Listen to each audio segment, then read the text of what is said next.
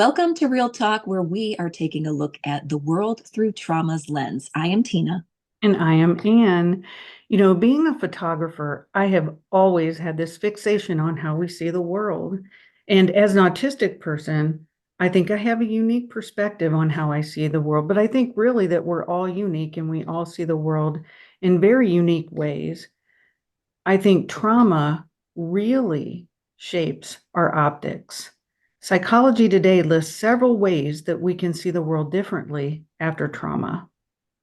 Yeah, the article talked about one of the biggest things that can happen is we have a hard time trusting people. When we've been attacked by another person, it can be hard to know whom we can trust, especially if we were caught off guard. So we might start to suspect everyone, feeling like if that person could hurt me, why not this person? And then you begin to wall yourself off from others, and it's because of protection. You're wanting protection. Tina, I can honestly say that trauma has skewed my thoughts, my feelings, and definitely how I've trusted people. I mean, I don't think that there could have been enough walls between me and some other people, and really everybody at certain times in my life, because I really just didn't trust them. I always felt like people might have had an agenda or that there was a reason why they were trying to get close to me or say the things that they were saying. And honestly, nothing really measured up. And I think it had a lot to do with how I grew up. I mean, my mom was a really good example of this. I mean, she lived one way outside of our walls and then one way inside of our walls. And to see people trust her and have relationships with her as if she was a good, really good person, but then when our doors were closed, watch her do some pretty horrific things. And she would also like look right at me and say that those things didn't happen when I knew that they happened. So it can really make you not even trust yourself. When that happens, and this recently happened to me too, but when something happens where I'll just share my experience first. I recently experienced this, and I questioned the person who said a situation did not happen when they were right there sitting right next to me when it did. And then she called me insane. And I thought, me? You? But for a Hmm. split second, it made me think, wait, did it? And I was like, oh no, don't even doubt yourself. Of course it happened. Of Hmm. course it did. But my thought goes to what kind of trauma is that person experiencing that they can't even come to terms with what was really said, what really happened? Like what, when you talk about your mom, I wonder what kind of trauma response is that? Would you call it denial? Would you call it, I don't know what you call that. Do you know what I'm trying to say? Yeah, I mean, people do pretty horrific things, and then I think it's a cover up. I mean, I really do think that my mom, I don't know. I mean, I've seen other people do that. I've had some really, really close friends hurt me pretty bad. And obviously, we're not very close anymore. But I mean, I trusted them so deeply when I finally let them in, because it took a long process for me to finally let them in. And then when they did those things, I've kind of looked back at the betrayals and the lies and the deceptions. And I think that a lot of it has to do with covering their own, you know what, and they're looking right at you and they're saying this didn't happen, but it did. And hmm, I've had a lifetime of that. So it really does change how you trust people. It does. That is so hard. And there have been things like that that have happened to me too. One of the things that I've been questioning myself about lately is I've realized, going back to what you were saying about trust just a few moments ago, there I have a really, really great friend. She's really, really great. Their whole family is really, really great. Mm-hmm. Yet I feel a little bit of a, I don't know if I don't think wedge is the right word, but just a little bit of, I don't know if I believe her when she says certain things, like nice things, say even about me. I don't know what that says about me, but it's something I've been really thinking about and trying to figure out, where does that come from? Like, I don't believe what she's saying when it's a good thing, even about my own self. Well, if you catch somebody in a lie once, I mean, that might have something to do with it. I don't know, unless you feel that way just because you feel that way about her. But if you've caught her in I previous, didn't catch her in any no. oh, No, okay. that's why it's like I'm trying to figure out with me what makes me feel like I don't believe her when she says nice things. It must be some sort of trauma response for me. Like, I block out the good sometimes with certain people. Well, I don't know why. for me, as soon as somebody would start to get close to me, I Mhm. would keep them at an arm's length, because it instantly triggered something in me, because the people that were taking care of me at the time were the ones that were hurting me. So, it created this thing in me like, oh, you're going to be nice to me, huh? Mm. No, I don't trust you. It So, must be a trigger that I need to really work through. I won't stay on that long. It just, kind of got my memory going. But I do want to tell you about one of the last times I met with my counselor. She was talking about walls, and she told me, you don't always have to put a wall up. Maybe you could try a window, or maybe you could try a mm, bridge. And I got to tell I you, like that that. made I'm glad you liked it. It made me really uncomfortable. Oh, I felt like okay. she didn't I felt like she didn't understand why I needed better protection. So in my mind, it was like, I don't want anyone to be able to look at me or get to me. The wall seems the best fit. Do you see what I'm saying? There's people that I would say, I don't want a window. Right. I'm fine And right I don't, where I am. yeah, I don't wall off everybody, but it is different levels of protection. Yeah, it really is unfortunate because with our kids, and I want my kids to be able to trust people, and they're so new in life. I mean, I've been tainted or however, life has affected me over the years. But with my kids, they've been through so much trauma because I've adopted them and they've been through a lot. And I don't want what they've been through to affect how they trust the world. But on the other sense, I want them to be on guard. And in that weird, I want them to be on guard and I want them to be able to have their radars up and figure out what's safe and what's not safe. Um, but it is hard to watch your kids see their spirits die, to see how they change as they have experienced trauma. That's really hard. And I don't think it's weird at all, because I think it's our job as parents to prepare our kids. And I think, just like with eating or just like with anything, a happy medium, they need to know who they can trust, and they need to know to have their senses about them. So I don't think that's weird at all. But it's hard enough for me just to see someone be mean to my kids or Oh hurt their my. feelings. So I can only imagine the added hurt or feelings that and emotions that you feel with what your kids have already been through. I think we all, at least all of us good parents, want to protect our kids as best we Right. can, and then give them the tools to protect themselves. Scars really don't go away. It's kind of like that tree. We've talked about trees before, and the body keeps the score. We've talked about that. And, where even 100 years later, you can look at the tree and you can see where maybe a scar happened or where this happened in the tree's life. And it's the same thing with us. And maybe sometimes the outward scars do go away, but the inward ones do not. I think there is a spot within us that is always there. I mean, some of the stuff that I have been through has been pretty horrific, and I know it's still in there. And I know it still affects my view on people, no matter how much I try to trust. Yeah, I agree. And you mentioned the book The Body Keeps the Score. It is deep, and it is thought provoking, and it is so good. I'm not even close to finishing it yet, but I will one day. I'm a very slow reader. There's so much to process in Mm. that book in a great way. And it gives so much terminology, and it's given me names to things that I've gone through in life or experienced that have been very freeing to me. It's been a great resource along my healing journey. So I can't recommend that book enough. Again, The Body Keeps the Score. Now, I was told something really fascinating recently. My cousin was telling me that your teeth tell a story. Did you know that? No. Yeah, she learned this in college, and I looked it up too. The Boston Globe wrote something about it maybe a year or two ago.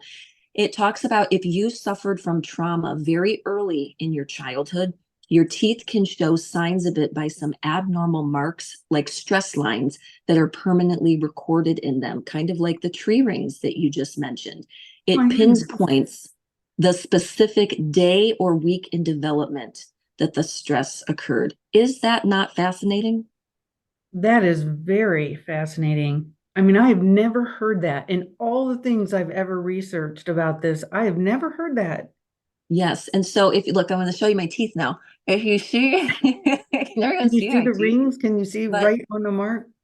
if you take, I don't have any teeth to take out. I'm just being honest, at least not at this age. But they say, that's how you can see it, but also that you can see it across like your front teeth here, like almost like just a faintish line that goes through it. And so I don't know. Everyone's gonna be like, what is she doing?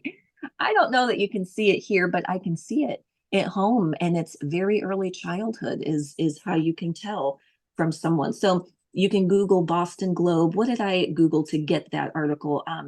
How your teeth show trauma, if anyone wants to look it up. It's fascinating. You know what? You learn something every day. I Yes, had you do. no idea. Um, well, I should just have a million lines on my teeth then. I know, right? When I look at a tree, I've always really identified with trees. I don't know why. They're just so special to me, and it's almost like sacred ground when I'm around trees. And what I see, and maybe it's some of those books where they personify them in a way that makes them so real. Yeah. And like the giving tree. I Yeah, mean, yeah. yeah, I mean, a tearjerker for sure. But and it makes me upset when even anybody wants to hurt a tree like that. But it going back to my kids and us, how many people can hurt us before we actually stop trusting? I mean, when does that happen? My kindergarten teacher told my parents when, I mean, I was only 5 years old, and we did this thing where she would ask our addresses and phone numbers and all that stuff. And apparently, I wouldn't give her any information about me. And she said, and she was an older teacher, she said, Anne is the most cautious child that I've ever met in my entire years of teaching. And that's really saying a lot. But I mean, like I said, I was only 5. So, I mean, that is young. And I had so much trauma before the age of 5, foster homes, adopted. I was a baby when I was adopted, but there was so much that had happened. And you and I have talked about previously how young is young, even in utero or whatever. I mean, where does that feeling of not trust occur? Well, like in The Body Keeps the Score, it talks about how it's passed down generation to, birth to birth to birth, if that makes sense. So mom to child, that child to that child. That's why it's so important. I don't know who to credit the quote with, but you've probably heard the quote that says the trauma isn't our fault, but it's our fault to heal it, our responsibility rather to heal it. And I do believe that. And so I feel like if we can heal that, it stops the spread, if that makes any sense. And what you were just talking about is something I've experienced and something I work on almost every single day to see more and more and more beauty and see things more like my children.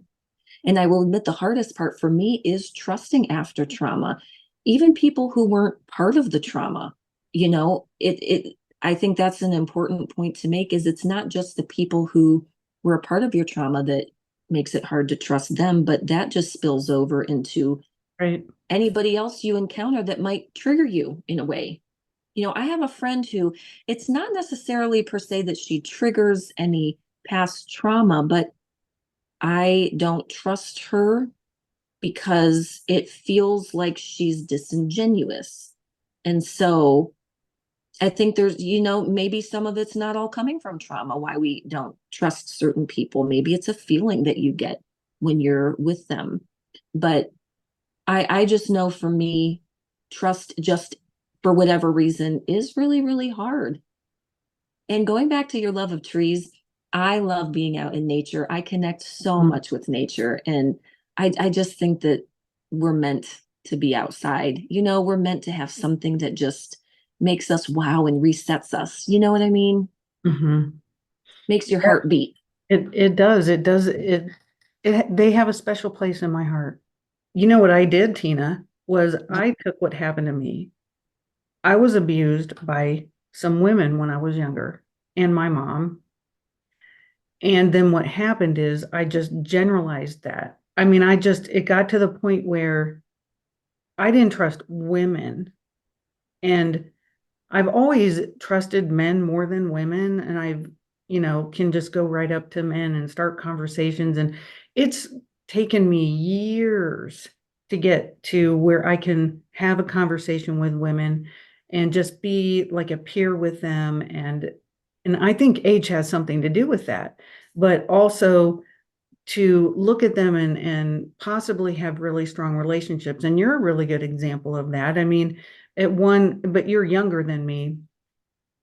So the fear really did affect people who were older than me in a really, I mean, it was just horrible. I mean, if an older woman or somebody in authority who was a woman would come into a room, the trust from my past, the lack of, would instantly enter in that room and I would just shut down. So, yeah, it would transfer to many, many other women, just about all women. And they have that exposure therapy where if you're super afraid of something because of something else that's happened to you, then you can expose yourself to it. But I wasn't a fan of that. Yeah, I'm sure that works in some cases and not others for sure. Yeah. I was a director of a battered woman shelter, and I can tell you that there was not a woman in that shelter or a child, because we had children in there that had been abused too, that every one of them, when they were enter that shelter, they were afraid and they were so cautious, so quiet, and it would take them a while for us to earn their trust. I imagine. I'm really, really glad that my precious children won't have to experience any of the things that you and I did. Aren't you? I mean, I am so happy that they will get to see the world in ways I wish I could have. You've stopped the cycle of trauma for them once they came into your home as your kids. Mm. And I know that you're working so hard with them through everything. And I think it's such a beautiful thing. Hard, messy, but beautiful. For my kids, I'm so grateful that we are a healthy family and we're breaking the cycles of trauma. I'm working through my own very, very actively, which those are huge wins in my book. And I always say progress over perfection, and it's just continued progress, even if it's slow and steady, little by little. There is no greater gift that you can give someone who has had a lot of trauma than to offer them who you are and allow them to take their time to be able to get to where they need to be to trust you. I think Mm-hmm. we've talked about trauma, knowing somebody's trauma is a love language. Well, this is a really good example of that. And being able to just let somebody get to the point where they really do trust you, and they want to talk to you and just open up and be them with you. I don't think that there's no greater gift. I love that. And yes, for example, it took me such a long time to even fully trust one of my very best friends. I I don't even know when it finally clicked that you can trust her. She is on your side through the good, through the bad, through the hard, through the sad, through the happy, through it all. Kind of like the saying, if you've heard, you know, when I'm not there, I know that she still has my back. Just something like that. But once I took the plunge and realized that, oh my gosh, what a difference. You feel so free. Yeah. Relationships that are not forced, a Yeah. love without expectation. I can tell you, I am very particular in who I talk to and who I let in. And Hmm. so, I love friendship and connection and relationship, but it is very limited in who I let into my little circle. For time reasons as well for me. I mean, you only have so much time and you have a lot on your plate. We Right. both have several kids and schedules and all kinds of things. But yeah, I think it's okay to be picky. I don't think we should ever settle. We can love some people in our inner circle and then we can safely love people from a distance outside of that. Absolutely. I love talking with people too, but I am really, really cautious about what to share, who to share it with. And until we started talking about this, doing this as an episode, I don't think I really pinpointed that some of my trauma could be past trauma, could be part of the reason why I have trust issues today or why I behave a Definitely. certain way. Yeah. I think that the only thing that age has taught me is it doesn't matter as much to me anymore as it used to. And I think I always knew, unlike maybe you're just figuring some of that out. It I always knew why I kept people at a distance, but I've reached a point in my life where it doesn't matter as much. I people can hurt me. I can even sense if somebody's real or fake or what I want to share with them. Mm-hmm. I share as much as I want. And really, this podcast is the reason why we do this is because we want to help other people. So it's okay that they can't hurt me anymore. That's, I Yeah, guess, they can do things to me to a certain extent, and I'm still going to keep some people at a distance, especially if they've hurt me before. But, I want to do this to help other people. And I think, absolutely. yeah, and I don't think, and I think age has really taught me that it took me many years to get to this point, actually. Well, you're to a point where you are the epitome of healed and you are someone who is no longer going to be manipulated. And I think those are absolutely worth celebrating. It feels so good to not let someone else's chaos dictate me. So I can agree with you there. Wow, And Tina. Oh my gosh, that was so well said. I well, love thanks. that. Maybe I'll put it on a magnet. I'm Wow. it hit me as I was referencing earlier about the person that said something didn't happen that was right there. And I thought, for that split second, I believed her. And then I was like, no, your chaos isn't going to dictate me.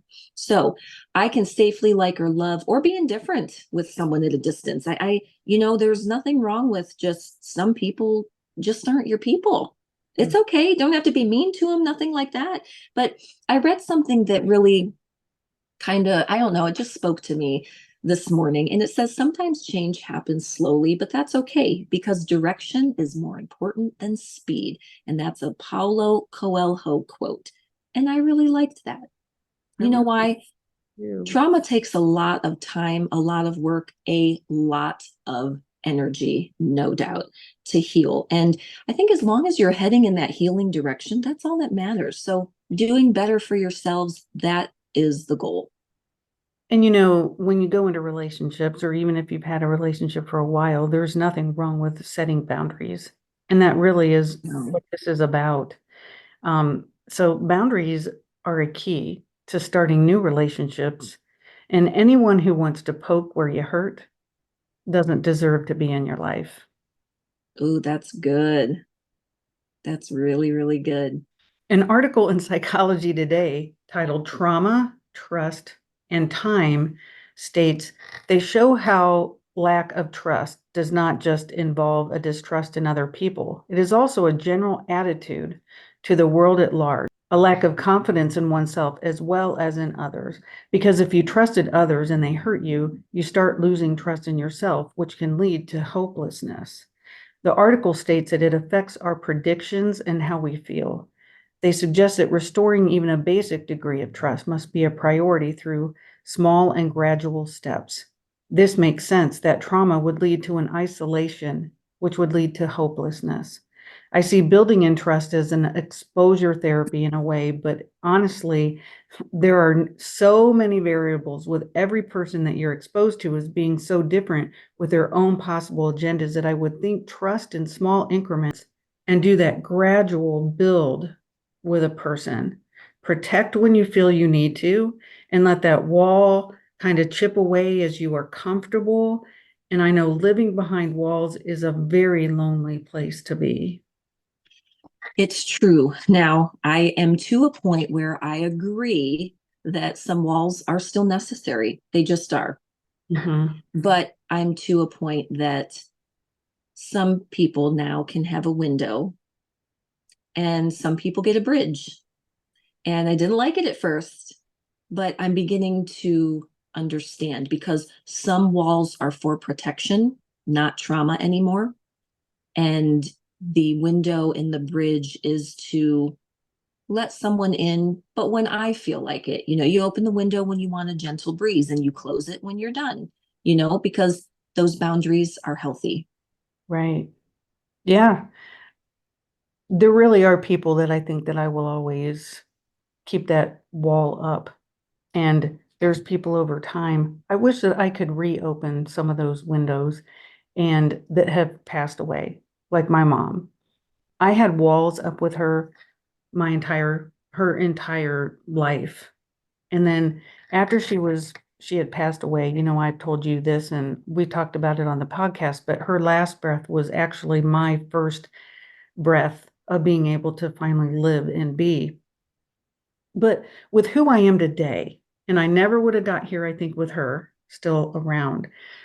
I've had many, many years now since she's passed away. And it's really interesting that I would love to have the conversation with her now about everything, kind of lift up that window and try to let her back in a different way because I'm a different person. So, Well, maybe she's getting a view of that from her window. yeah. And when you protect yourself so much, you're also keeping everything at a distance. You're keeping everything at a distance from your kids even because you're protecting them as well. And I know that because I did that with my older two, with my mom. I wanted them protected from her, and I wouldn't let her in very much, and I wouldn't let her get too close to them. So I don't know, but there were choices that I made, and I can't second guess myself because if you No, don't I was going trust to say somebody, that. you have to trust yourself at some point. You have to trust yourself when those radars are going off. Our past actually caused us to know when something isn't safe. And we have to pay attention to that. And we have to trust ourselves when we get those radars and say, you know what? I need to pay attention to this, protect myself, protect my kids, put up those walls. We have to do Yeah, that. you're absolutely right. Well, next time we are going to talk about how trauma changes the lens. We usually end with a quote, but I feel like we've had so many great ones within this episode that I don't think we need a specific one, don't you? So go back, listen, write it down. Yeah, absolutely. You shared some really good ones in this episode already. So we really You did appreciate our too. listeners. We're just so grateful that we have each and every one of you. Thank you so much for listening to Real Talk with Tina and Ann.